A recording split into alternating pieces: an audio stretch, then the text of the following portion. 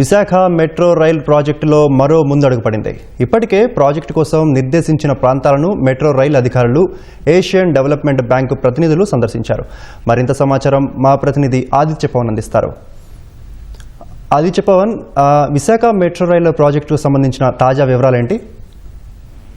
విశాఖ వాసులు ఎప్పటి నుంచో కలగంటున్నటువంటి విశాఖ మెట్రో రైలు సంబంధించి మరొక ముందడుగు పడిందని చెప్పుకోవచ్చు. ముఖ్యంగా విశాఖపట్నంలో డబుల్ డెక్కర్ విధానంలో ఈ మెట్రో రైల్ ప్రాజెక్టు ని స్వీకరించారు. ఇప్పటికే డిపిఆర్ సిద్ధం చేశారు. ముఖ్యంగా 46.23 కిలోమీటర్లు ఈ మెట్రో రైలు వస్తుంది. మొత్తం 3 ప్రధానమైన కారిడార్లుగా ఈ మెట్రో రైలు నిర్మాణం చేయడానికి నిర్ణయం తీసుకున్నారు. ముఖ్యంగా కుర్మానిపాలెం నుంచి కొమ్మాది వరకు 1వ కారిడార్, అలాగే గురుద్వారా నుంచి పోస్ట్ ఆఫీస్ వరకు, అలాగే తాడిచెట్లపాలెం నుంచి చిన్నవాళ్ళతేరు వరకు మొత్తం 46.23 కిలోమీటర్ల ఈ మెట్రో మార్గంలో 43 ప్రధానమైన స్టేషన్లు ఉన్నాయి.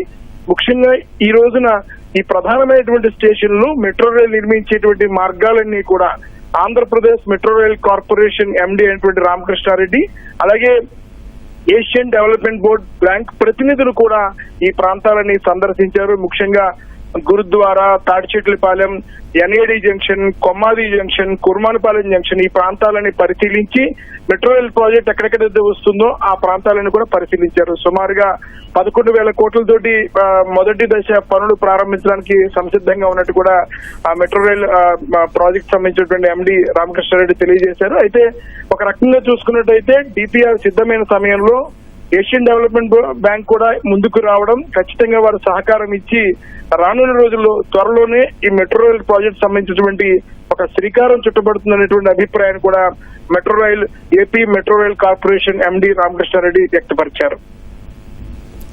ధన్యవాదాలు ఆదిత్య పవన్.